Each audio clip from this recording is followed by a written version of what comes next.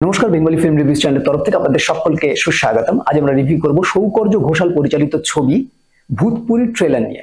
প্রথমেই বলে রাখি যে অনেক দিন বাদে আবার একটা ভূতের আবহ নিয়ে বাংলা ছবি তৈরি হচ্ছে এবং ছবিটি সুরিন্দর ফিল্মস থেকে প্রযোজিত করা হচ্ছে এবং ছবিটি 9ই ফেব্রুয়ারিতে মুক্তি পাবে হলে। আপনারা কি অবশ্যই দেখতে পারেন। এবার ছবির গল্পে যদি আসি, এখানে আমরা দেখতে পাচ্ছি যে একটি গ্রাম, সেই গ্রামের মধ্যে কোনো একটি মহিলার আত্মা অতৃপ্ত অবস্থায় রয়েছে এবং সে আসছে। কিভাবে আসছে না, কেউ যদি তাকে নাকি স্বপ্নে দেখে তবে তাকে আধেয় করে সেই আত্মাটি আসবে এবং সে তার কার্যকলাপ পূরণ করবে। এখানে তার কার্যকলাপ কি, কেন সে অতৃপ্ত, এটা জানতে গেলে অবশ্যই আপনাদের ছবিটি দেখতে হবে। এই ছবির মুখ্য ভূমিকা আমরা দেখতে পাবো ঋত্বিক চক্রবর্তীকে। কিন্তু সবচেয়ে ইন্টারেস্টিং ব্যাপার যেটা হচ্ছে যে আমরা এখানে দেখতে পাচ্ছি যে ঋত্বিক চক্রবর্তী একটা গ্রামীণ দেহাতি একটি চরিত্র অভিনয় করছে। এক্স্যাক্টলি তার চরিত্রটা কি সেটা বোঝা যাচ্ছে না, কিন্তু এটুকু বোঝা যাচ্ছে যে তার হাতে কোনো একটি বই পড়েছে, অর্থাৎ সেই বইটি সে খুলছে এবং সেই বইটি পড়ছে। বইটির মধ্যে সেই গল্পটি লেখা রয়েছে, অর্থাৎ কথকের ছলে যেন দেখানো হচ্ছে। কিন্তু কিছু কিছু জায়গায় আবার দেখা যাচ্ছে সেই ভূতের সাথে ডাইরেক্ট মানে একদম প্রেজেন্ট টাইম লাইনে ঋত্বিক চক্রবর্তীর ইন্টারাকশন। তাহলে হয়তো এই ছবিটির মধ্যে বিভিন্ন লেয়ার থাকতে পারে, অর্থাৎ পাস্ট টাইম, প্রেজেন্ট টাইম, এরকম বিভিন্ন লেয়ারে ছবিটি হয়তো তৈরি হচ্ছে। ট্রেলার দেখে এটুকু বোঝা যাচ্ছে। তবে সব থেকে ভালো লাগছে যেটা হচ্ছে এই ছবির ব্যাকগ্রাউন্ড মিউজিকটা, কারণ ভৌতিক ব্যাকগ্রাউন্ড মিউজিক এমনইভাবে এখানে তৈরি করা হয়েছে। দেখুন, এই ভৌতিক ছবিকে আমাদের সামনে ঠিকঠাক প্রেজেন্ট করতে গেলে তার মিউজিকটাকে কিন্তু ঠিক করতে হবে, কারণ ব্যাকগ্রাউন্ড মিউজিকই কিন্তু আমাদের সেই জায়গাটাতে নিয়ে যাবে। তো এখানে ব্যাকগ্রাউন্ড মিউজিকটা আমাদের কিন্তু বেশ ভালো লাগছে এবং এডিটিং থেকে কালার গ্রেডেশন দুটোই কিন্তু ট্রেলার দেখে তো বেশ ভালো লাগছে, বাকিটা ছবি দেখে বলতে হবে।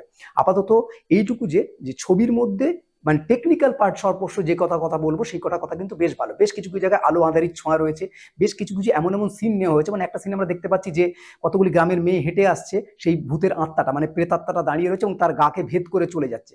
এক্স্যাক্টলি সে যেন বুঝতে পারেনি যে সে এখনো মারা গেছে। হঠাৎ করে তাকে যখন ভেদ করে লোকগুলো চলে যাচ্ছে তখন তার হোশ ফিরছে যে আমি মারা গেছি। এরকম একটা কিছু ফিলিং আসছে, যেগুলো কিন্তু বেশ ভালো লাগছে। একটা গা ছমছমে পরিবেশ পুরোটার মধ্যে রয়েছে।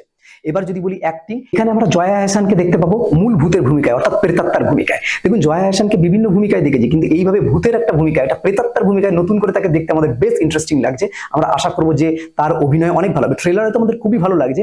মূল ছবি জুড়ে একটা অন্যরকম গল্প পাবো এবং জয়া আহসান যেহেতু কাজ করছে, নিশ্চয়ই সেই গল্পের মধ্যে কিছু ইউনিকনেস অবশ্যই হয়তো আছে। সেটা অবশ্যই আমরা ছবি দেখার পর বলতে পারবো।